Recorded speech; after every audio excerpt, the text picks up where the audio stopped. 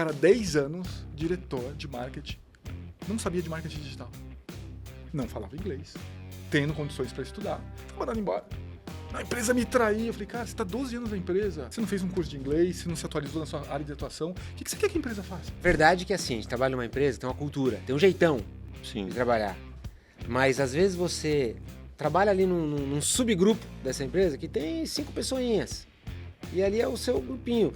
Eu também vejo uma possibilidade muito grande de você impactar aquele grupinho ali, apesar de a cultura da empresa ser de um jeitão que é um pouco mais frio de repente. Pianges, eu preciso conversar com você por telefone.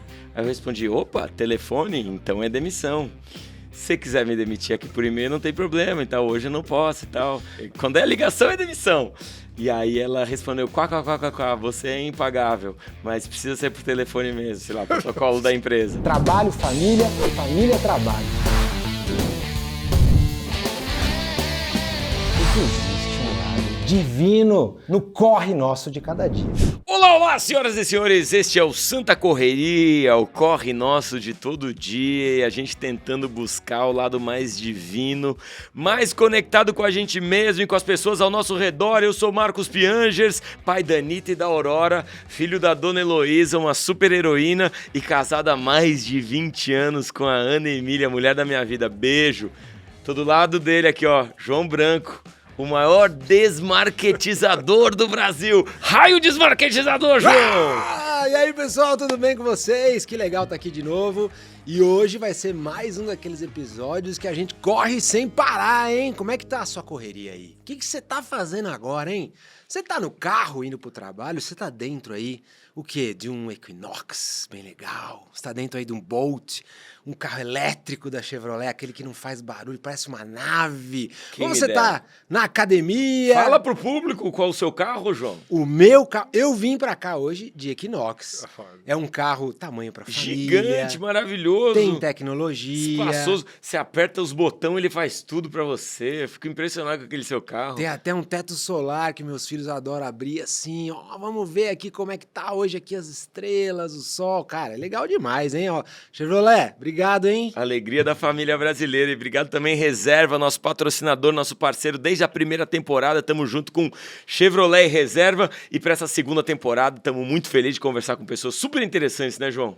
Hoje nós temos um camarada aqui que, olha, se você usa LinkedIn, rede social, certamente você já viu alguma coisa sobre ele, não só porque ele tem ideias que se espalham por aí, mas ele já foi executivo de grandes empresas de tecnologias, já trabalhou no Facebook, já trabalhou no Google, e quando a gente se conheceu a primeira vez, Piangers, na verdade, eu era diretor de marketing do McDonald's e ele era diretor de vendas do Facebook. E a gente, trabalhando lá, falava, e aí, cara, o que vai acontecer um dia, hein? Como que vai ser? E ele foi primeiro, depois fui eu. Senhoras e senhores, recebam aqui com a gente um dos autores de um dos livros mais interessantes sobre carreira, super bem vendido. Hoje aí, um professor também, de certa forma, um palestrante, fala sobre esse tema. Luciano Santos, muito obrigado por estar aqui com a gente hoje. Prazer enorme estar aqui. Prazer enorme estar aqui. Obrigado, João. Obrigado, Piangers. Acho que a gente tem um papo enorme para falar. Não só sobre carreira, sobre vida, sobre minha filha, sobre um monte de coisas. Que Eu massa. acho que o mundo está precisando Já gostei do nome da sua filha, Olivia. Eu tenho um amigo, o Will, que tem uma Olivia. E eles foram para Portugal. E aí, o que a gente fez? A gente comprou uma oliveira. E agora lá em casa tem a Olivia, que a gente cuida dela assim como se fosse a nossa Olivia. Acho tão lindo esse nome, cara.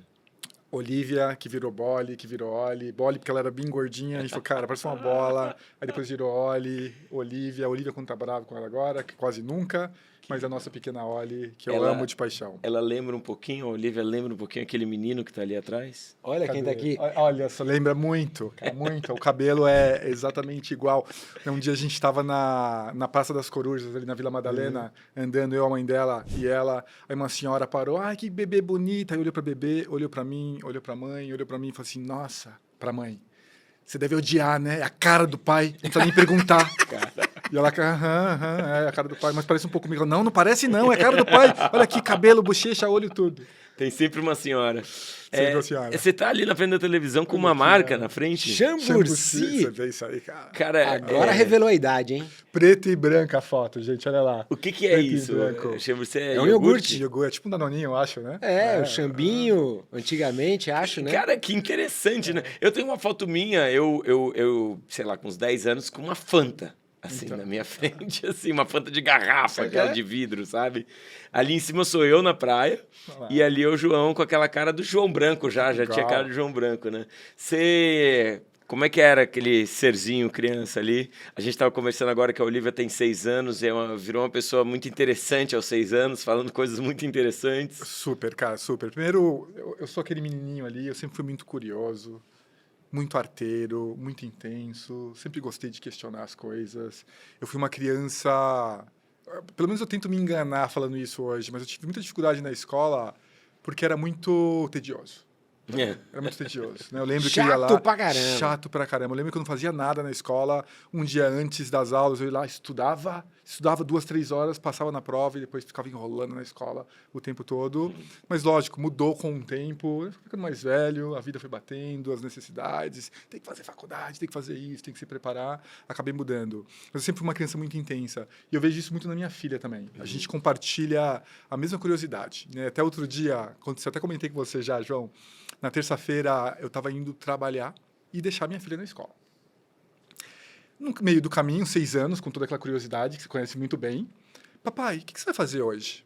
O papai vai dar uma palestra hoje, filha. O que é dar uma palestra? Eu vou falar para as pessoas, vou conversar com elas. Quantas pessoas vai ter? Acho que um evento grande, que o João também esteve lá, né, no RD, acho que umas 5 mil pessoas. Também, né? Vai ser muita gente, né, papai? É muita gente. O que você vai falar, papai? O papai vai falar para elas como elas podem ser um pouquinho mais satisfeitas com seus trabalhos, felizes com seus trabalhos. E ela, você é feliz no trabalho, papai? E essa pergunta foi tão interessante porque eu já fiz essa pergunta, literalmente, para milhares de pessoas até hoje. Nunca alguém tinha me feito essa pergunta. Que eu lembre, nunca tinha me feito a pergunta. E na hora, a sensação foi de congelar. Eu dei uma leve congelada, eu falei, o que eu respondo para essa menina? Eu falei, papai é feliz sim no trabalho. Papai é feliz no trabalho. Que legal, papai. Papai é feliz no trabalho. Deixei ela na escola e fiquei 3 horas depois refletindo sobre essa questão, sobre a felicidade no trabalho. E aí depois eu falei, não, acho que eu não conseguiria explicar isso para ela. Eu não sou feliz no trabalho, eu estou feliz no meu trabalho. Ela falou que a felicidade no trabalho ela é um momento. Ela é algo que acontece dependendo das nossas disposições, da nossa disposição da mudança, porque a felicidade sempre vai mudar. Ela sempre vai ser diferente no trabalho. O que me deixa feliz hoje não vai me deixar amanhã. Então, eu não sou feliz, eu estou feliz, acho que todas as pessoas vão estar felizes em algum momento. Né? E minha filha tirou ali um texto, virou um texto, depois um vídeo, e eu estou tentando fazer outras coisas também. O que você acha que faz? Na primeira temporada, a gente teve um episódio falando sobre felicidade no trabalho. A gente chamou 2 especialistas, né, que estavam falando do ponto de vista da neurociência, daquilo que a gente sabe sobre gratidão, espiritualidade, como que propósito nos ajuda, significado naquilo que a gente faz também nos ajuda no dia a dia do trabalho, né? Qual ia ser a sua pergunta, João? O que você acha que tem no trabalho que te deixa feliz hoje, que você está feliz? Estou te perguntando isso. Outro dia eu vi o Clóvis de Barros falar um negócio que eu achei muito legal.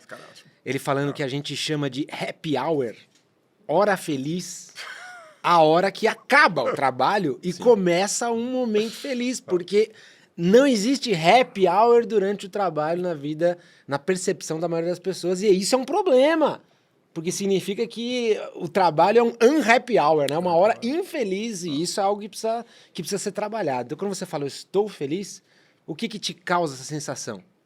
Isso é algo que eu já refleti muito. A gente tem muitas respostas para a felicidade no trabalho, mas poucas dessas respostas elas são ancoradas no empirismo, no que acontece, em escutar as pessoas que não estão felizes e escutar as pessoas que estão felizes também. A minha melhor definição hoje em dia é estar alinhado com a sua bússola interna. É o que me faz hoje ser feliz no trabalho. O que é essa bússola interna? Nessas minhas andanças sobre carreira, uma das coisas que eu percebi é que as pessoas refletem muito pouco sobre suas próprias carreiras. É uma coisa quase incompreensível. As pessoas vêm fazer uma mentoria comigo, né, eu estou em algum fórum que a gente pode discutir, eu pergunto o que te move no trabalho. E as pessoas têm muita dificuldade de falar 2, 3 coisas. Elas não conseguem. O que me move no trabalho é um líder inspirador, é dinheiro. Eu fui promovido. Eu falo que a gente precisa pensar um pouco mais profundamente sobre essa questão. Poxa, o que te move no trabalho? É um líder inspirador? É um ambiente psicologicamente saudável? É ser reconhecido? É trabalhar numa determinada indústria? É ter uma determinada experiência? E quando a gente começa a fazer essas reflexões, é muito menos para a gente achar um porto, né, que todo mundo quer o porto, quer o destino, poxa, como é que eu chego ali na cadeira de CFO, na cadeira de diretor de vendas de uma Big Tech, eu quero chegar ali. E muito mais sobre nos dar uma direção. Eu não me importo com o porto, eu não me importo com o destino, eu acho que as pessoas confundem muito, e isso gera muita insatisfação. Se elas não têm nem a direção que elas gostariam de ir. Então, o que é importante para você no trabalho? Se eu consigo pensar ali 5, 6, 7 coisas que são importantes para mim no trabalho, eu crio uma bússola interna. E essa bússola vai me dar um norte. E quando eu tenho o meu norte, coisas incríveis acontecem. Então, hoje, João, respondendo a sua pergunta, eu tenho essa minha bússola muito bem feita, muito bem construída. Eu sei o que eu quero fazer, eu sei com quem eu quero falar, qual é a mensagem que eu quero entregar, qual é a área que eu quero atuar, e eu tenho muito claro comigo, né, eu não vou nem entrar aqui no âmbito do que é missão, o que é propósito, tá? Se vocês quiserem, a gente abre essa caixa de Pandora. Mas eu tenho uma missão muito clara. A minha missão é levar boas práticas, pensamentos, ferramentas para que as pessoas possam ser mais satisfeitas com seus trabalhos. Eu olho para essa coisa toda, né, a gente pega os números, pesquisas, estudos, você olha para isso e fala assim, não é possível que 60%, 70%, 80%, às vezes, dependendo da indústria, das pessoas são insatisfeitas com seus trabalhos. Você pergunta, se a gente pegar aqui estatisticamente quem está aqui com a gente agora produzindo isso, metade dessas pessoas estão insatisfeitas. E eu olho para isso e falo, isso é um problema de saúde pública. Isso é uma coisa que a gente precisa parar, refletir e mudar. Porque eu concordo muito. demais, eu super concordo. Eu acho que trabalho é uma coisa muito importante da nossa vida, né? A minha história, assim, com livros, eu lancei primeiro o livro sobre família, porque é importante pra caramba para mim a paternidade, e logo em seguida sobre escola. Porque eu acho que tudo começa na escola. Ninguém pergunta para uma criança o que você ama, o que você gosta, o que você é apaixonado, o que você quer aprender, o que você quer mudar no mundo. E essa criança, então, ela é treinada, e treinada às vezes violentamente, para não achar essa bússola. Para não desenvolver uma busca pela bússola, pela própria bússola. Você vai ficar quietinho, você vai decorar e você vai passar de ano, e por 20 anos você é, então, treinado para entrar numa indústria do trabalho, numa indústria, né, numa empresa, e é óbvio que esse adulto ele chega na empresa e ele espera ter um posicionamento ou um comportamento muito parecido com o que foi na escola. Ele espera que um gerente diga faça isso e ele faça aquilo, e ele tire 10, e se ele tirar 10 ele vai ser promovido, e assim vai. Só que não é assim que funciona, os seres humanos não são sistemas complicados, eles são sistemas complexos, muito complexos, e a vida não é, o humano não é um botão que você aperta e tudo funciona, e as empresas não são assim também, porque é um monte de gente. Então a gente entrevistou 600 pessoas ao redor do mundo, perguntando se as pessoas eram felizes, e entrevistou 600 pessoas que verbalizaram essa frase: eu sou feliz no meu trabalho. E em 6 países diferentes. E a gente mais ou menos entendeu algumas coisas, assim, quando a gente fez isso. Eu, minha esposa, uma galera, assim, que estava nessa pesquisa.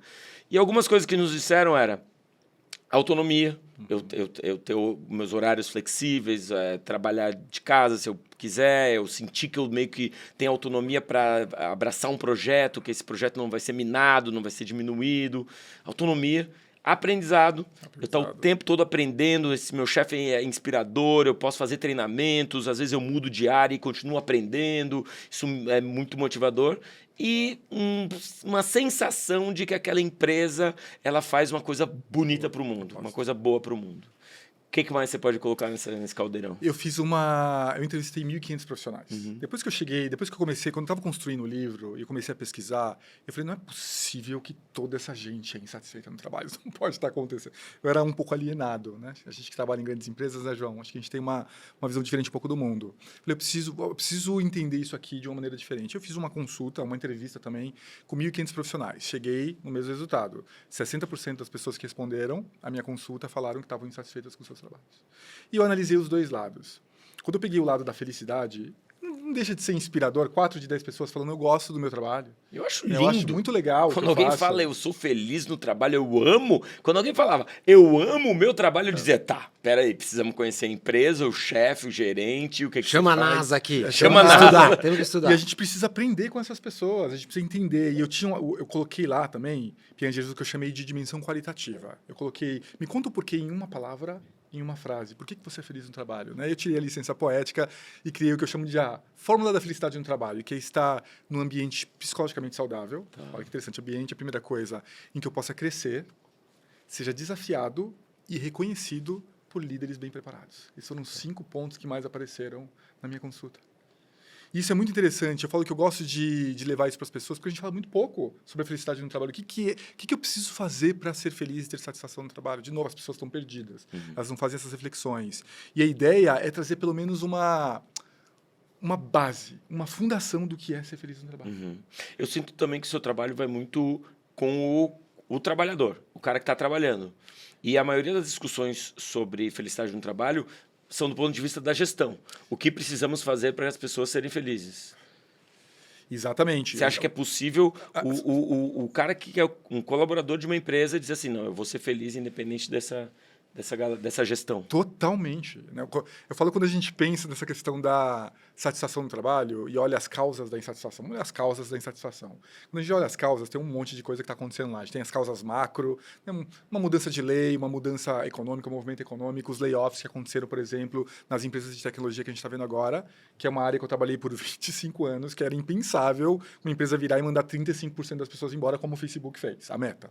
Isso aconteceu agora, né, no ano passado, e continua acontecendo ainda no mundo de tecnologia. Então, a gente tem coisas fora do nosso controle que causam essa infelicidade. Quando eu analisei aquele grupo que falou, eu não estou satisfeito com o meu trabalho, e eu perguntei para eles por que eles não são satisfeitos, o principal motivo, 61% dos respondentes colocaram a culpa no mesmo lugar. Quem que é, João? Do chefe. O chefe. Só tirar o chefe, cara. O chefe. Problema de saúde pública.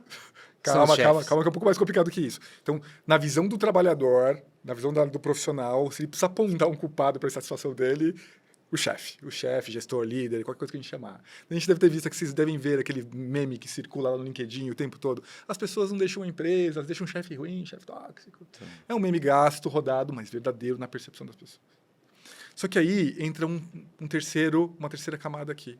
Na minha opinião, não é as coisas macro, não é o chefe. É a nossa falta de educação sobre como gerenciar a nossa própria carreira.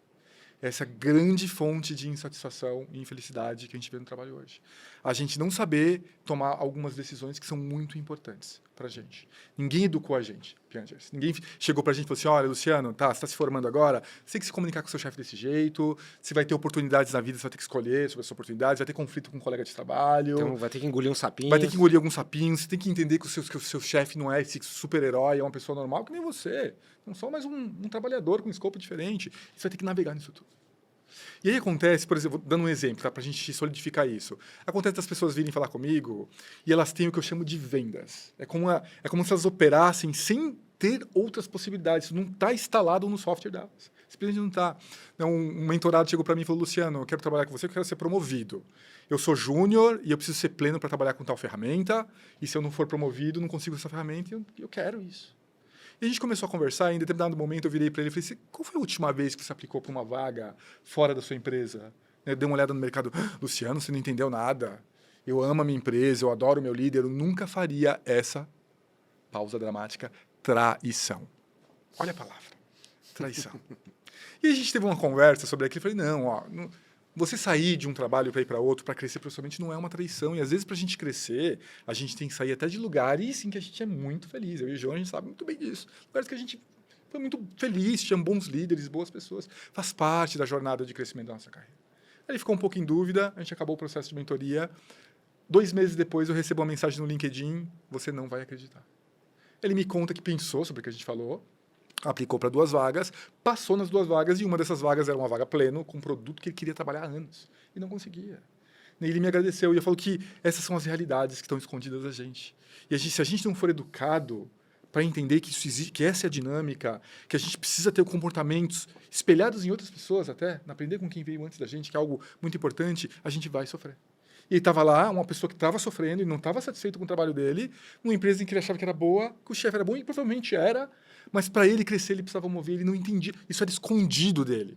Não existia essa opção no software dele. E eu acho que o meu papel, o nosso papel, pessoas mais vividas, é ajudar essas pessoas a instalarem essas perspectivas diferentes. E para mim, essa falta de... Isso é um exemplo de milhares que eu poderia dar aqui, é o grande causador desse sofrimento. O chefe Não é o único. Tem empresa sem problema. chefe, né? Não sei se vocês acompanham as empresas sem chefe. Eu tenho uns amigos que fizeram uma empresa e eles disseram, não, a pior coisa que tem em empresa é chefe. Não tem chefe. E eles têm, acho que 60 funcionários, os funcionários caem para trás. Como assim não tem chefe? Não tem, velho. Não consegue organizar teu horário? Não consegue organizar o que você tem que fazer aqui? Ah, tá, consigo. Então tá. Então faz. Faz a melhor parada que você puder, né, velho? E não precisa ter uma pessoa no teu ombro ali, porque, de novo, a gente está acostumado a uma formação da escola que não dá autonomia nenhuma, que não incentiva a autogestão, tem sempre alguém te olhando e dizendo o que você tem que fazer, não investiga essa bússola, né, como você chama esse drive, essa vontade. Como é que você acha que a gestão daí, trazendo para o lado, porque você fala muito do ponto de vista do trabalhador, mas como é que a gestão pode melhorar a vida do funcionário? Excelente pergunta. Quando a gente chegou, quando eu cheguei naquele resultado de 60% das pessoas insatisfeitas, a primeira coisa que eu pensei, e depois eu vi que 61% das pessoas apontam para o chefe, para o gestor, como grande culpado, o meu primeiro pensamento foi, por quê? Por que isso acontece? Por que as pessoas enxergam, né, o gerente, o gestor, o líder como esse grande vilão, né, do mundo corporativo? E eu fiz uma outra consulta com 6.500 líderes de pessoas, 6.500 profissionais que gerenciam outros profissionais. E eu fiz a seguinte pergunta para eles. Depois que você sentou numa cadeira de gestão, você já fez algum treinamento para isso? Só 43% desse grupo de 6.500, estatisticamente relevante, falou que fez algum tipo de treinamento. Então, a gente está diante de... A gente tem um problema sistêmico no mercado de falta de treinamento de liderança, principalmente nas habilidades para gerenciar pessoas. E quando você começa, né, até comentei com o João, né, nos bastidores, né, eu fui dar um treinamento outro dia numa grande empresa, 20 líderes. Eu falei para os líderes, decomponham a sua função. Me conta, o que é importante ser um líder? Eles não conseguiam fazer isso. Né? Quando a gente pensa em, eu preciso comunicar com eficiência, eu preciso saber dar feedback, eu preciso, né, ter ali a visão sistêmica, que é muito importante, eu preciso delegar, eu preciso gerenciar conflito, criar pontes, ter um olhar diverso, uma escuta ativa, uma comunicação violenta. É só para citar algumas coisas aqui. Então, os líderes não sabem desses componentes. Então, como eles vão se tornar melhores líderes? Então, eu trabalho muito com carreira, eu trabalho muito com comportamento dentro do trabalho, mas eu trabalho muito com liderança também. Então, a gente tem, sim, essa questão que precisa ser trabalhada. Por quê? Porque apesar do grande culpado, do grande... Não culpado, corta a palavra culpado. Apesar do grande responsável pela nossa carreira, sermos nós mesmos. A gente é o responsável pela nossa carreira. O líder tem um grande papel. Ele não é responsável pela nossa felicidade, mas ele tem um papel gigantesco na nossa felicidade. Outro dia, uma leitora chegou para mim e falou, Luciano, eu não sei como reagir a um feedback que eu recebi da minha gerente. Eu falei, que feedback que sua gerente te deu? Ela falou que a minha aura está desbotada. A gente dá risada, né? O conto da palestra, o pessoal cai na gargalhada. Como vocês acham que ela estava se sentindo quando ela veio falar comigo? Com a hora desbotada. Angustiada, com a hora desbotada, angustiada, preocupada, não sabia se aquilo era um aviso que ela ia ser mandada embora, e principalmente sem saber o que fazer. Como é que resolve isso? Como é que eu resolvo isso? Então, a gente tem uma grande questão, né? Os líderes... Né? O pessoal fala que eu pego no pé de líder. Eu não pego no pé de líder, né? Eu falo que líder é uma categoria à parte que a gente precisa olhar e precisa trabalhar. Mas os líderes também precisam ter consciência da sua própria formação. Eu acredito que liderança é uma escolha. Eu escolho ser um líder, eu preciso me formar um bom líder, eu preciso entender como eu dou feedback, como eu comunico com os meus times, né? Como eu escuto esse pessoal, como eu trato, como eu entendo a pluralidade do meu time. Né? Cada ser humano é diferente. Como que eu entendo a pluralidade do meu time e vou lá agir em cima dessa pluralidade em prol ali do funcionamento do grupo. Então, acho que tem uma grande questão de liderança que precisa ser trabalhada. E uma vez eu vi uma pesquisa que fala da Gallup. A Gallup fez uma pesquisa que dizia que um dos maiores motivos para a gente ser feliz é também ter amigos. O que você acha disso? Porque imagino que você tem um olhar um pouco mais cínico com relação à empresa ser uma família, os colegas serem amigos. Como é que você vê isso? O Piangers, o Luciano, cara, é um dos caras, a gente já conversou disso, é um dos caras que fala coisas que eu mais concordo e que eu mais discordo ao mesmo tempo. Vamos lá, vamos para as que tu discorda agora. Muito legal. Assim, eu falo que é tudo uma questão de perspectiva, é tudo uma questão de interpretação. Eu falo que para tudo na vida, Piangers e João, você tem interpretações boas e distorcidas. Então vamos pegar, né, vestir a camisa. Tá. Né, ser uma família. O crachá. O crachá. Isso, vestir a camisa, vamos pegar esse exemplo. Vestir a camisa pode ser algo muito bom. Eu já vesti a camisa da empresa muitas vezes. Eu já me dediquei muito. Eu fui muito feliz no mundo corporativo. E pode ser algo extremamente pejorativo, e ruim e tóxico. Que é aquele cara que não pensa em ninguém, esquece da família por causa do trabalho, trabalha 14 horas por dia, não pensa no seu próprio desenvolvimento. e chama isso de vestir a camisa. Então, quando eu falo que você discorda menos do que você imagina. Eu sei, é João, brincadeira, porque, é brincadeira. Não, É discorda menos do pra que gerar imagina. cortes! É para gerar Polêmica! cortes. Tô brincando. Então a gente precisa olhar para o mundo corporativo. E quando a gente fala família, quando a gente fala vestir a camisa, dar o sangue, né, como é que é o tal de pensamento e comportamento de sócio, de dono, né, pensamento de dono, atitude de dono, a gente precisa olhar para essas coisas e falar qual é a interpretação que está sendo dada para isso. Se for uma interpretação tóxica que vai trazer mal para a pessoa, mal para aquelas famílias, é aí que eu dou porrada. É aí que eu vou lá e eu tiro sarro mesmo e é o meu perfil. Por quê? Porque eu sei que aquilo ali vai gerar insatisfação depois. Eu cansei de pegar pessoas que chegavam para mim, Luciano, eu fui traído pela empresa, eu fiquei 12 anos lá e me mandaram embora. Ninguém te traiu, cara. O que você esperava? Que a empresa te segurasse? Você está há 10 anos... Eu peguei um caso clássico outro dia. O cara, 10 anos, diretor de marketing, não sabia de marketing digital. Não falava inglês, tendo condições para estudar, foi mandado embora. A empresa me traiu. Eu falei, cara, você está 12 anos na empresa, vestindo a camisa, você não fez um curso de inglês, você não se atualizou na sua área de atuação, o que você quer que a empresa faça? Então, quando eu peço para a gente ser um pouquinho mais egoísta com a nossa carreira, se colocar mais em primeiro lugar, é a gente entender que se a nossa carreira vai bem, se eu invisto em mim como profissional, se eu vou lá e eu estudo inglês, eu me preparo, eu me torno um profissional mais competitivo, até a empresa quer que isso aconteça. As empresas querem que isso aconteça. Outro dia, um leitor falou assim, as empresas devem te odiar, elas me amam, gente. Eu dei palestra em todas as grandes empresas que vocês podem imaginar esse ano. Todas as grandes empresas. Por quê? Porque as empresas querem que eu vá lá e fale para os funcionários, para os profissionais, a responsabilidade da sua carreira é sua. Você precisa continuar estudando, você precisa continuar se preparando, você precisa se atualizar na sua área de atuação, você precisa ter protagonismo, você precisa fazer as coisas. Então é daí que parte essas brincadeiras que eu faço. Então eu acredito sim em amizade no trabalho, eu tenho grandes amigos de coração que eu carrego do trabalho. Eu acredito que pode ser um lugar positivo.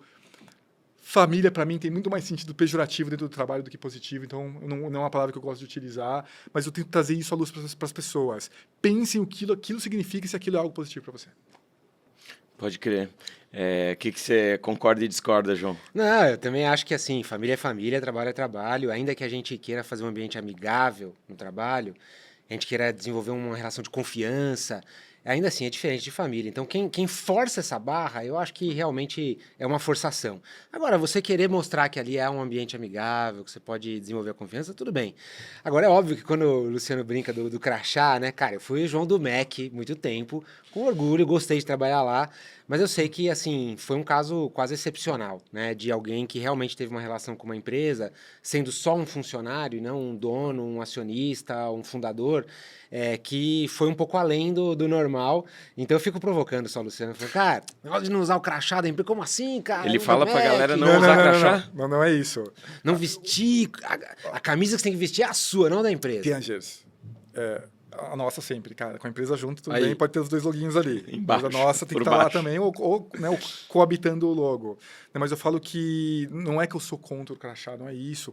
O crachá me deu uma profissão, me deu amigos, me deu toda uma qualidade de vida para mim, para minha família, que eu sou super agradecido, aprendi muito com os meus crachás. E vocês precisam entender que o meu ponto de partida vai ser sempre as interações que eu tenho com os meus mentorados e com os meus leitores. Esse é o meu ponto de partida. Então, eu consigo olhar como um crachá pode ser benéfico, mas eu consigo olhar como o apego ao crachá pode ser maléfico. Sim. Muito maléfico. Você fala assim, o cara que diz que é o Luciano do Facebook. O Luciano do Facebook. Num certo sentido, isso te ajuda. O João do Mac. Ajuda. Ser o Luciano do Facebook. Ajuda. E quando o Luciano sai de lá? Mas mesmo assim, continua com um crachá do Facebook te apoiando numa venda de livro, por Minha exemplo. experiência, eu continuo com a experiência de lá. Sim. Agora, o que acontece? Eu vejo, e isso é muito comum de acontecer, são as pessoas saírem de uma empresa, geralmente por demissão, e geram um apego tão grande ao ex-crachá. Eu tive um caso de um funcionário que ele foi demitido, ele ficou indo 8 semanas para a catraca da empresa porque ele queria continuar entrando lá. Porque se sente rejeitado, Porque ele né? rejeitado, destruído, se sente sem identidade. Sem identidade. Então, lógico que o crachá é algo para ter orgulho. Eu tenho muito orgulho de ter trabalhado no UOL, de ter trabalhado 11 anos no Google, trabalhado 6 anos na Meta, /Facebook. Eu tenho muito orgulho. É uma coisa que eu sempre vou carregar comigo. É um crachá que está guardado comigo hoje. Só que eu não posso pegar isso e falar assim, meu Deus, eu não sou ninguém se eu não for o Luciano do Facebook. Eu não sou ninguém se eu não for o João do Mac. Eu tenho que ser alguma coisa além disso. Então, eu não posso simplesmente orbitar ao redor do meu crachá de tal maneira que eu não tenha mais identidade. E é essa ideia que eu repudio. Essa ideia. Não que o trabalho e o crachá não é algo importante, ao contrário, não, é muito importante. Mas se você criar um apego tão grande àquele crachá que nada mais importa, Boa. Isso Vamos foi um voltar problema. para aqueles 5 pontos que você estava trazendo da felicidade no trabalho. Volta aí. Fórmula da felicidade no trabalho. Um lugar com ambiente psicologicamente saudável, no qual possa crescer, aprender e ser reconhecido por líderes bem preparados. Então vamos lá. Um lugar. Ambiente O psicologicamente ambiente cultura. não é do controle da pessoa, né? Não. Você começa a trabalhar num lugar, o ambiente não é do teu controle. Mas posso fazer Um um lugar comentário onde você sobre isso, possa- Luciano? É verdade que assim, a gente trabalha numa empresa, tem uma cultura, tem um jeitão Sim. de trabalhar. Mas às vezes você trabalha ali num subgrupo dessa empresa que tem 5 pessoinhas. E ali é o seu grupinho. Eu também vejo uma possibilidade muito grande de você impactar aquele grupinho ali, apesar de a cultura da empresa ser de um jeitão que é um pouco mais frio de repente. Poxa, eu trabalho numa empresa que é muito lenta. E eu queria estar num Burocrática. lugar onde a coisa é mais rápida. Aqui no meu grupinho, galera, vamos. Talvez você não vai conseguir ir do 0 a 100, mas vamos do 0 a 10 e você consegue. Pra você também não ficar o tempo todo, porque a cultura da empresa não muda, né? Esse negócio ambiente aqui, cara, começa a melhorar um pouquinho aí, né? Eu acredito que na endoinfluência, né? Tem o endomarketing, né, João? Na endoinfluência. Eu acredito que todos nós podemos ser forças positivas do trabalho, né? A gente pode controlar o nosso ambiente até um certo ponto. Até um certo ponto. A gente pode controlar, ser essa força num grupo menor, fazer um pouco diferente e ser uma força positiva também, tentar interpretar aquilo de maneira positiva. Agora, há culturas em que simplesmente não há o que se fazer. É verdade. Há culturas em que simplesmente não há o que se fazer. Eu trabalhei recentemente com uma empresa em que o CEO acredita fielmente que as pessoas precisam chegar às 6 da manhã e sair 10 da noite, porque ele fez assim, ele cresceu, ele virou CEO, e não existe outra maneira de fazer isso. Essa é uma cultura que dificilmente muda. Porque se eu tento mudar isso no meu grupinho e não estou lá, eu vou sofrer retaliação. Então tem momentos e momentos, mas tem muito poder sim na mão dos indivíduos. Você acha que as empresas que têm essa visão menos conectada com o que você está descrevendo, né? Um ambiente saudáveis, que a pessoa possa aprender, crescer, ser reconhecida e Por líderes bem preparados. líderes bem preparados. Desafiadas também. Elas possam aprender e crescer a mesma coisa, né? Ambiente, aprendizagem, desafio, reconhecimento e líderes bem Então, preparados. em teoria, a gente vai ver os grandes talentos ou os melhores talentos migrando de empresas que têm culturas tóxicas e que não respeitam meio que esses critérios para essas outras empresas que têm essa preocupação em fazer um ambiente agradável, em que as pessoas se sintam desafiadas. Isso vai depender muito do privilégio da bolha de cada um, que cada um está inserido. E em algumas indústrias em que falta mão de obra, essa não é uma opção. Essa não é uma opção. Eu preciso sair dali, eu preciso comunicação, por exemplo. Comunicação, compras. Tem algumas áreas que estão sofrendo muito, né, com otimização, com a automação e otimização, e as pessoas não têm opções. Então, ela tem que trabalhar naquele ambiente. E ponto final. Quando a pessoa tem poder de escolha, como a gente viu muito, por exemplo, no mundo de tecnologia, elas vão se migrar. É por isso que... O que eu acredito, Pianges? Eu acredito que, economicamente, no mundo, e principalmente nos países, deveria existir um certo equilíbrio entre o poder de barganha dos profissionais e o poder de barganha das empresas. Esse equilíbrio traria coisas benéficas. Poxa, peraí, eu quero fazer home office, se você não me oferecer, eu vou para a empresa que faz. Eu não quero trabalhar 14 horas por dia, porque eu acho que eu consigo entregar meu trabalho em 8, se você não me oferecer isso, eu vou para outra que oferece. Deveria existir, mas isso varia muito de indústria para indústria. Isso era muito forte, por exemplo, em tecnologia, já não é mais agora. Vai voltar a ser, logo, em breve, mas já não é agora. Então, isso parte muito do nosso privilégio da bolha que a gente está inserida. E como é que você vê assim as pessoas que você mais conversa? As pessoas que em geral, estão insatisfeitas além do chefe, quais são as outras razões? Eu quero começar falando algo que eu tento falar para todas as pessoas. A gente precisa lembrar que a gente tem o direito de ser feliz no trabalho. Tá. A gente tem um direito. Isso deveria ser um direito universal. Todas as pessoas têm o direito de serem felizes, de terem satisfação com seus trabalhos. E muita gente deixou de acreditar nisso. Muita gente deixou de acreditar que elas podem ter um trabalho com um líder bem preparado, um ambiente legal, em que elas possam crescer. Então, as pessoas chegam para mim já derrotadas. Elas acham que não existe solução para aquilo. Então, a primeira coisa que a gente tem que fazer, que eu faço, é esse resgate. Lembra disso. Porque se você não acreditar, eu nunca vou conseguir te convencer. Se você não acreditar que você tem esse direito, eu nunca vou conseguir te convencer. É que os nossos pais, eles não tiveram esse privilégio de ser feliz no trabalho. É uma coisa meio recente, assim, né? Eu não sei. Eu acho que a gente poderia olhar um pouco para os dados disso. Eu acho que eles tinham um pouco mais de satisfação. Eu acho que eles aceitavam um pouco mais os processos, né? Pelo menos o meu pai. Aceitava um pouco mais os processos, encontrava ali uma certa satisfação, uma certa felicidade na repetição, em fazer a mesma coisa. E nos não valores que ter eles tinham. também a liberdade de pedir demissão e trabalhar em qualquer outra empresa. Respeitar a hierarquia, ficar 20 a noção de ficar 30. Eu lembro que tinha um tio meu que falava, Luciano, você quer ter sucesso? Fica 40 anos Eles nessa até queriam, empresa. né? Pra eles era. Como era ficou bom. o seu outro tio, né? Então essa era a régua de sucesso para ele. Só que não é mais para as nossas gerações. Então mudou muito. Então voltando para sua pergunta original, as pessoas elas chegam esquecendo que elas têm esse direito, pelo menos elas deveriam batalhar por esse direito. Eu deveria, poxa, se eu quero mudar algo, a primeira coisa eu preciso acreditar que eu consigo mudar algo. Se eu não acreditar que eu posso mudar algo, nada vai acontecer. Essa é a primeira questão. E a segunda questão que mais aflige as pessoas é o relacionamento com seus líderes. Isso é uma dor gigantesca. E nessa questão de relacionamento com os líderes, eu não quero aqui demonizar a posição de gestão, de jeito nenhum. Até porque existe muita confusão com relação a isso. Outro dia uma mentorada chegou para mim e falou, Luciana, a minha gerente não gosta de mim. Ela almoça com outras 2 meninas, ela não gosta de mim, eu não sou a preferida dela. E aí eu virei para ela e falei assim, o que você já fez para melhorar a relação de vocês duas? Como assim, o que eu fiz? O que você já fez para melhorar a relação de vocês duas? Ah, mas não é minha responsabilidade. É responsabilidade de todo mundo, gente. Melhorar a nossa relação com os nossos colegas de trabalho e com os nossos líderes é responsabilidade de todo mundo. Eu falei, chama ela para um almoço, vira para ela na conversa de vocês e fala, olha, adoraria melhorar o nosso relacionamento, eu percebo que a gente não está tão próximo, o que a gente pode fazer? Conta para ela um pouquinho como você se sente. E eu vejo muito, né, as pessoas colocam o líder num patamar de herói. Né? O líder tem todas as respostas, não tem dor de barriga, sabe tudo, não tem áreas de desenvolvimento. O líder é um ser perfeito. E não é verdade. Eu gosto de falar, e acredito isso fielmente, foi como eu vivi liderança, o líder nada mais é do que um outro profissional com escopo diferente do nosso. A gente precisa partir desse ponto de princípio. O líder tem dor de barriga, tem áreas de desenvolvimento, tem ansiedade, sofre por síndrome do impostor também. E se a gente entender o nosso líder como um colega de trabalho, a gente melhora brutalmente o nosso relacionamento com eles. Nas minhas palestras, tem uma pergunta que eu desafio as pessoas a fazerem. Chegue para o seu líder amanhã e pergunte para ele o que está te preocupando e como eu posso te ajudar. O que está te preocupando? Posso te ajudar? É uma pergunta que quase nenhum líder escuta. E quando a gente faz essa pergunta, a gente entende essa relação de humanização entre o liderado e o líder. Eu dei uma palestra num evento e uma gerente de uma pessoa que estava assistindo a palestra me mandou um áudio no Instagram. Eu comecei a escutar o áudio, ela estava chorando. Eu falei, meu Deus do céu, o que eu fiz com essa mulher? E ela me contou que uma pessoa do time dela escutou a minha palestra, fez essa pergunta para ela e quando ela escutou a pergunta, ela começou a chorar.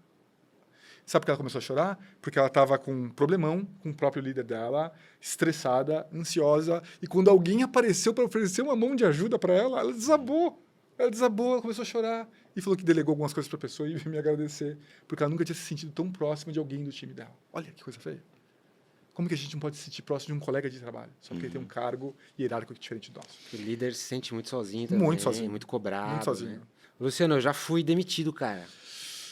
Já saí também quando estava tudo bem, mas o processo de sair, né, é um negócio que pega lá em algum botãozinho no coração que é diferente, né? O que você diria para uma pessoa que acabou de perder o emprego que ia e tá aí meio perdidão? O que eu faço agora? Porque eu estava acostumado a ir lá para o mesmo lugar. Que dica que você dá? Eu falo que existem algumas verdades absolutas nessa vida. E uma delas é que a gente não vai estar mais no emprego que a gente está, em algum momento.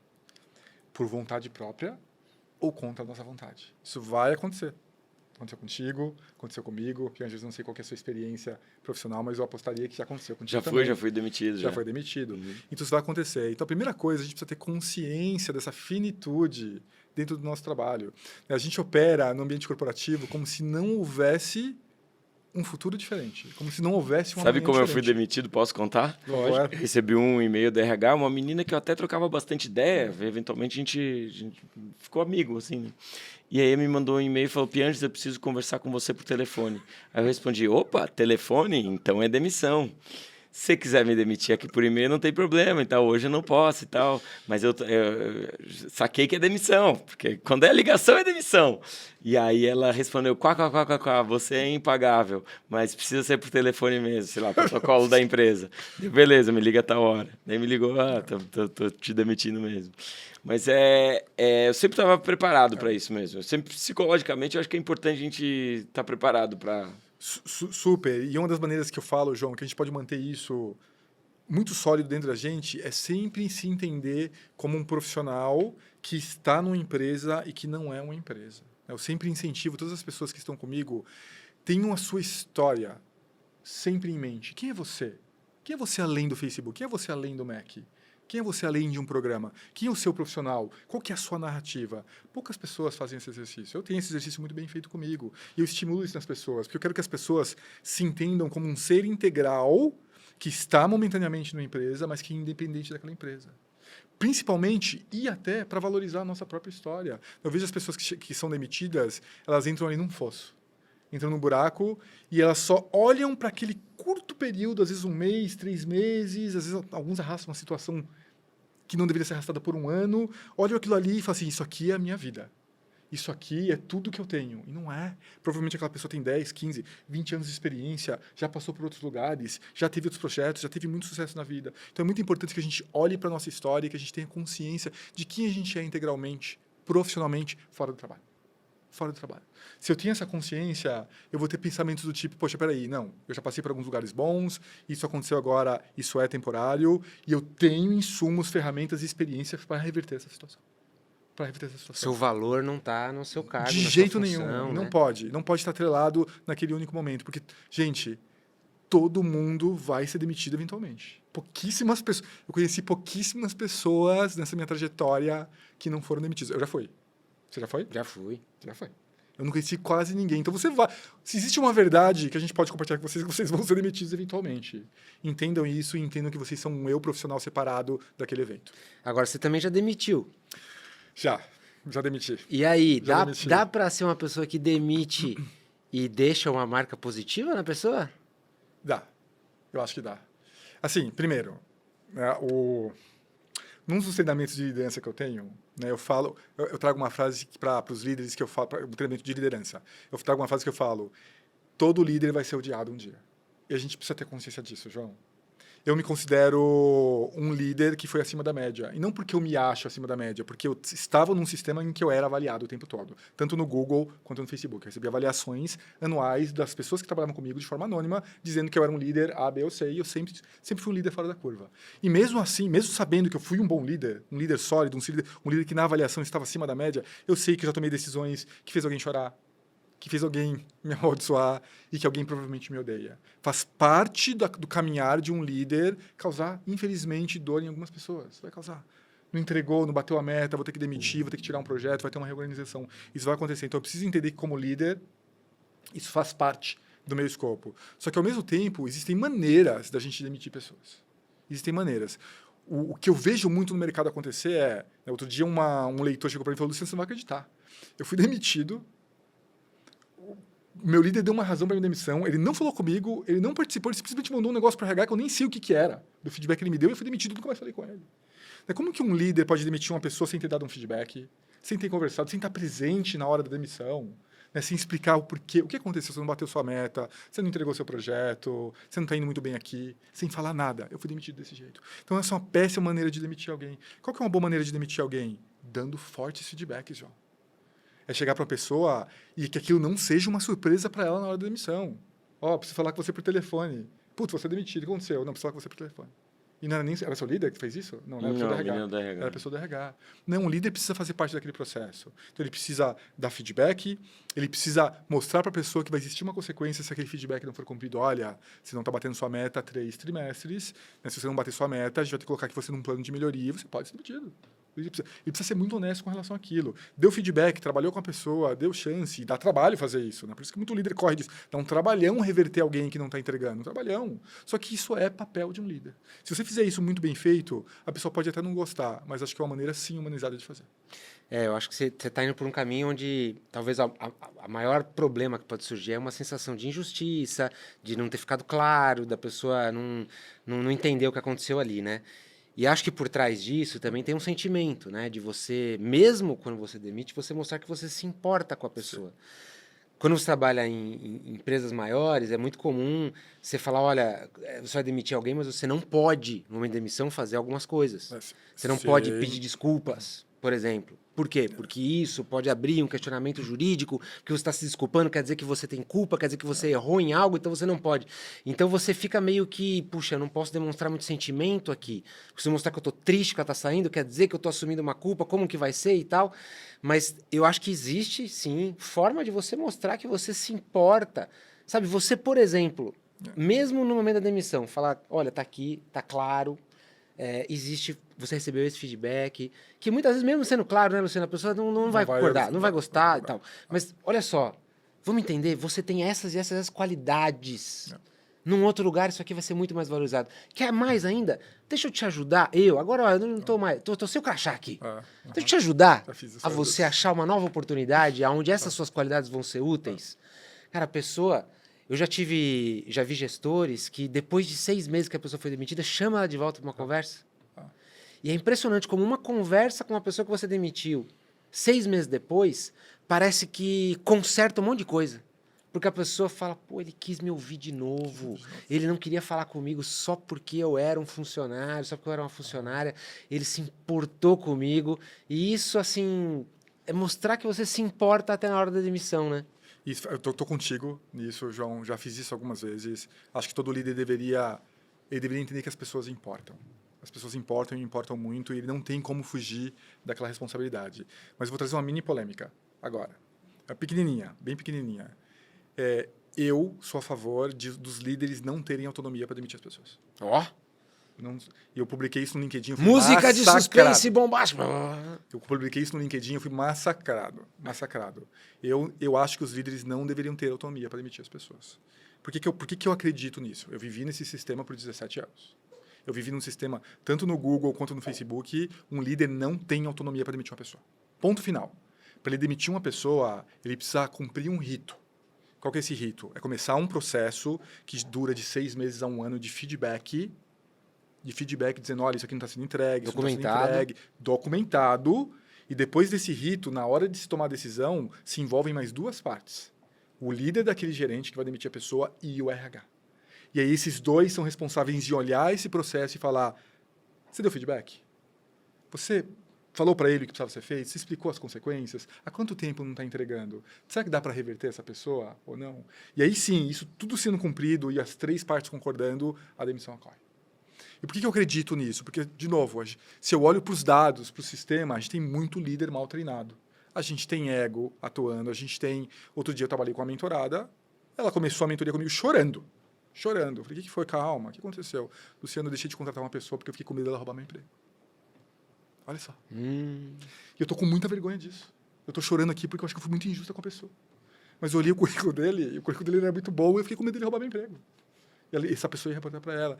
Então não adianta, a gente ainda tem no mundo corporativo sentimentos, medos, ansiedades. E se a gente coloca um sistema melhor para tomada de decisões que são importantes na vida de qualquer trabalhador, ser demitido por telefone, ou ser demitido ou não ser contratado porque uma pessoa ficou com medo de perder o emprego, ou porque o chefe está se sentindo ali ou contrariado, ou com um pouco de medo também, mas já dentro da função, tem um sistema que permite garantir um pouquinho mais de... Sei que essa é uma palavra quase que infantil no mundo do trabalho, mas um pouquinho mais de justiça é um sistema melhor para mim. Eu trabalhei nesse sistema por 17 anos, sou fã dele, acho que as empresas deveriam adotar, mas toda vez que eu falo sobre isso, eu sou massacrado. Não poder demitir, tá aí. Uma ideia interessante. Diferente. Que algumas empresas já adotaram. Então, não é que é uma ideia boba que... É que a verdade é que, ainda assim, as pessoas acham sempre um jeito, né, Luciano? Fala assim, não, o processo você precisa ter feedback, tá? Aí a pessoa começa a plantar o feedback, a pessoa começa... então, esse aqui é o esquema, né? Mas eu acho que quando você tem um olhar de outras pessoas, o processo se torna um pouco mais suave, sabe? Se tem uma pessoa do RH, talvez com um pouco mais de senioridade, é o seu próprio líder, se for uma pessoa séria, eu acho que a gente consegue trazer um pouquinho mais de equilíbrio para a equação. Acho que você falou uma coisa legal aí. Alguém te ligou e falou, puxa, tomei uma decisão e eu tô triste com isso, tô chorando por isso. Sabe o que eu acho que pode ser uma excelente dica para gente deixar aí pra galera que tá assistindo a gente? Ter pessoas para quem você possa ligar, para você falar, pô, meu dia foi assim, hoje eu tomei decisão assim, eu não sei se eu fiz certo, se eu fiz errado. Às vezes pode ser um mentor externo, às vezes pode ser uma pessoa mais experiente, pode ser uma pessoa que você admira, pode ser uma pessoa que passou algo igual a você, né? Alguém que você possa ligar e falar, viu, eu tô com um dilema aqui. As empresas têm conselheiros, né, Luciano? Tempos atrás deu uma repercussão porque o Nubank chamou a Anitta pro conselho do Nubank. Será que devia? Será que não devia? Como que é? Como que você escolhe? Eu lembro disso. Independente se eles tomaram a decisão acertada ou não, a gente pode ter o nosso grupo de conselheiros, de orientadores, para quem eu posso ligar e falar, viu? Cara, tô aqui, às vezes eu tô nessa correria aqui que eu não tô nem conseguindo pensar direito. Me ajuda aí. Qual a porcentagem de empresas que tem psicólogos? Baixíssima.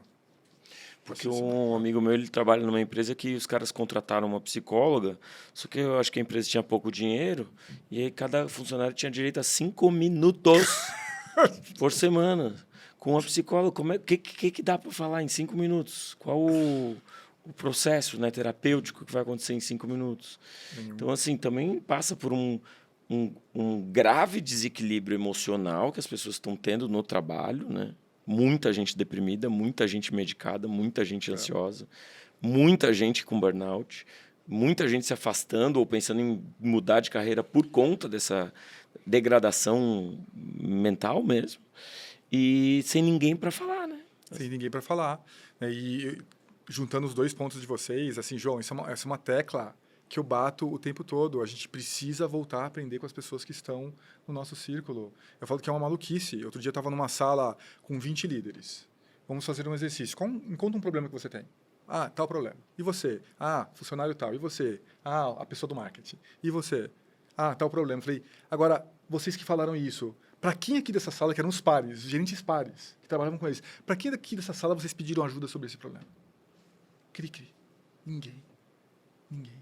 João, você que chegou num cargo executivo lá na MEC, você conhece algum lugar melhor para resolver bucha do que com seus colegas que são executivos também? Não, fala até com o pessoal. Não Fala, você existe. quer ter uma aula sobre determinado assunto? Talvez a pessoa que está do seu lado seja o melhor professor disso. Para cada bucha que tem na nossa cabeça, tem 20 ideias criativas que estão ali ao nosso redor.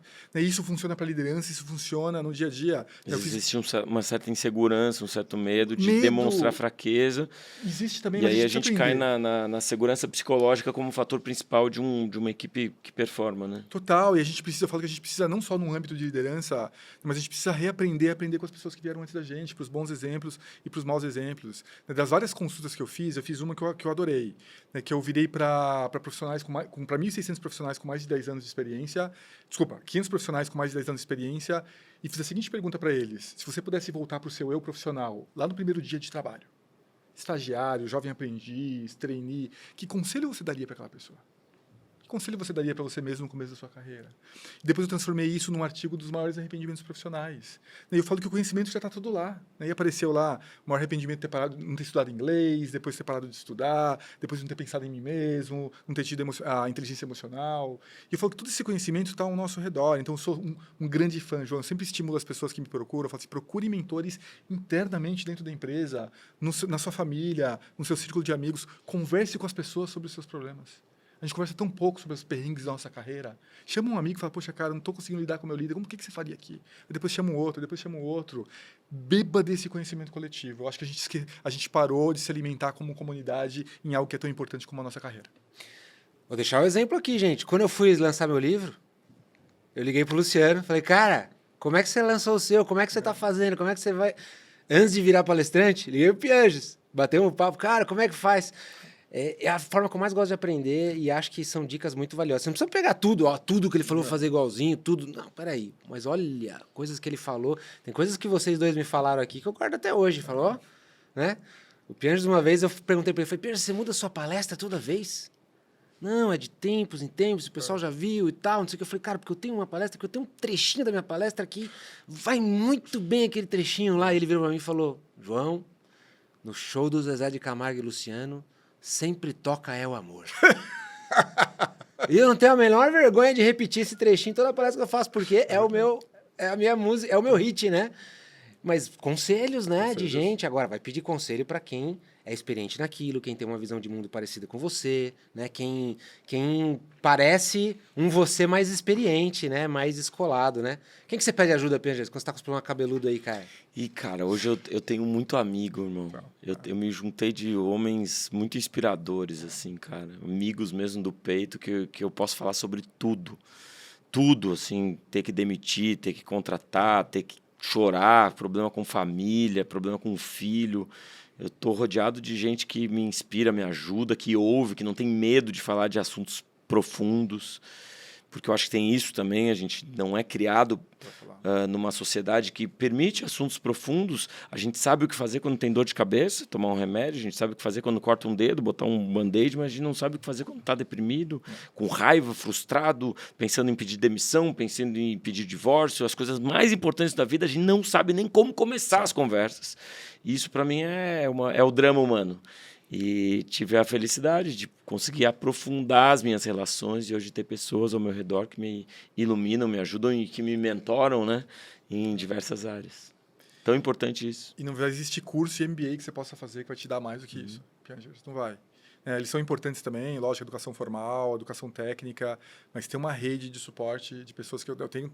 Eu falo que de todas as coisas, de todos os privilégios que eu tive até hoje, de trabalhar em grandes empresas, de me crescer como um produtor de conteúdo, é o meu networking. É saber que se eu tô com algum problema, seja uma coisa do coração, seja alguma coisa da cabeça, seja alguma coisa profissional, eu poder pegar meu telefone e falar, Tulião, me dá uma ajuda aqui? O que você faria aqui? E aquele cara fala assim, não, deixa eu parar de trabalhar aqui, que eu vou falar com você meia hora, vou falar com você 45 minutos. É saber que essas pessoas estão lá. Isso, para mim, é mais poderoso do que qualquer coisa que eu conquistei até hoje. Pois é, e às vezes eu acho que para os homens é ainda mais difícil, né? Nós homens, a gente não tem nenhum idioma da discussão emocional, da profundidade. A gente é meio treinado para não falar de sentimentos e uma amiga se separou esses dias, ela encontrou uma pessoa que ela mal conhecia, falou, cara, tô me separando, aconteceu isso. A menina, na hora, falou, tô indo para tua casa.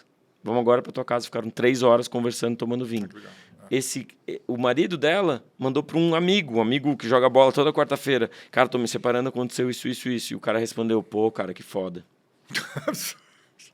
Então é isso, a gente às vezes não tem rede de apoio mesmo, idioma para começar conversas importantes, difíceis, né? E às vezes a gente fica com vergonha, né? Vou ligar pro cara, vou chorar, vou falar que eu não sei o que fazer. Pois é dramático também o nível de solidão que a gente vive hoje em dia, sabe? A Inglaterra fez a ministra da solidão, porque era uma epidemia, eles estão chamando de epidemia da solidão. E a gente sabe que para a saúde, uma pessoa solitária é como se ela fumasse 15 cigarros por dia. Então, assim, a gente está solitário, perdido, sem ninguém para conversar e profundamente abalado emocionalmente, mentalmente. Você sabe que um dado que eu já tinha reparado há 2 anos, Piangers, as pessoas me procuram muito para aconselhamento profissional e aconselhamento de liderança. 78% dos meus seguidores, mulheres. Olha aí. Mulheres. Tem a coragem de falar, ou que tem pelo menos o idioma, a naturalidade de começar com uma conversa dessa, né? E os caras que chegam para conversar comigo, precisa moer o cara para tirar alguma coisa ali dele. Eu tenho um amigo que o pai tá fazendo terapia para só ficar falando sobre o Grêmio. Ele paga 1 hora e fica falando sobre o time do Grêmio, cara. É difícil mesmo, mas é algo que a gente como homens aí, homens que estão assistindo, a gente precisa muito trabalhar, a gente precisa aprender a conversar sobre isso e essa é uma das formas também da gente ser mais feliz no trabalho. Lamentavelmente também já ouvi história, uma amiga minha que o pai dela foi demitido e ele fingiu por quase 1 ano que ia para o trabalho porque tinha vergonha de dizer não, eu fui demitido e reconhecer que não era mais o provedor da casa, ou seja, estava tirando dinheiro da poupança para fingir que continuava ganhando dinheiro. Então esses são todos dilemas de felicidade no trabalho. A gente tem aí esses desafios, né? E que bom que você está se esforçando aí para trazer as pessoas mais felizes no trabalho. Luciano, eu sei que você responde todo mundo que te escreve nas redes sociais. Ele tem seguidor pra caramba. Ele tem, acho que o dobro, mais do dobro de seguidores que eu tenho no LinkedIn. Responde um Imagina por um. o trampo E que você deve não dar. responde ninguém, João. Eu Você vê, ó. respondo todo mundo também. Não é um robô, hein? Sou eu mesmo que respondo. Eu sei que você responde também. Quem quiser falar com você, quem quiser também buscar os seus serviços, te acha onde? Bom, primeiro que eu não tenho serviços atualmente, tá, gente? Então, quer dizer, eu dou algumas mentorias, algumas palestras, mas eu acho que se você quiser aprofundar um pouco mais, pode me seguir nas redes sociais. Eu tô como @LucianoResponde lá no Instagram e como Luciano Santos, escritor, palestrante, que você colocar ali no LinkedIn vai aparecer. E o meu livro está disponível lá na Amazon, só jogar lá Seja Egoísta com a Sua Carreira. E é uma jornada em que a gente vai ter uma conversa um pouco mais profunda sobre essa questão de eu mereço ser feliz no trabalho, por que eu não sou feliz no trabalho, quais são as coisas que eu preciso pensar. E uma coisa que eu gosto de reforçar sempre, eu não trago a fonte da verdade. Eu não sou um guru te dizendo o que você tem que fazer. Eu até brinco no livro, eu falo que o que eu trago ali são ingredientes, alguns temperos. uns você gosta, outros não. Alguns temperos você gosta, outros não. Você vai ter que usar os ingredientes que você gosta e trabalhar para fazer o seu próprio prato. Porque se você não tiver protagonismo, se você não tomar algumas atitudes e ações com relação à sua carreira, ela não vai sair do lugar. A gente precisa ter consciência disso. Luciano, quantas avaliações positivas seu livro tem lá na Amazon? Eu acho que 3.400 agora... Alguma coisa por ali faz um tempinho que eu não acho. Um dia chegou lá, pensa Aí, um Joãozinho. cara que tem estrelinhas na Que Amazon. legal, lá. irmão, que legal. Duas feras aqui. Luciano, muito obrigado por estar aqui com a gente. Mais um papo que a gente fez aqui sobre carreira, principalmente, trabalho, família, com o apoio da Reserva, da Chevrolet e com essas figuraças fazendo mais um episódio muito bacana. O que vem mais por aí, Piange? Só coisa boa. Obrigado, Reserva. Obrigado, Chevrolet. Obrigado à sua audiência. Deixa um comentário aí. Fala o que você achou desse episódio. Dê dicas de pessoas pra gente entrevistar também. E é claro, semana que vem estamos de volta para mais um Santa Correria. Valeu, até a próxima.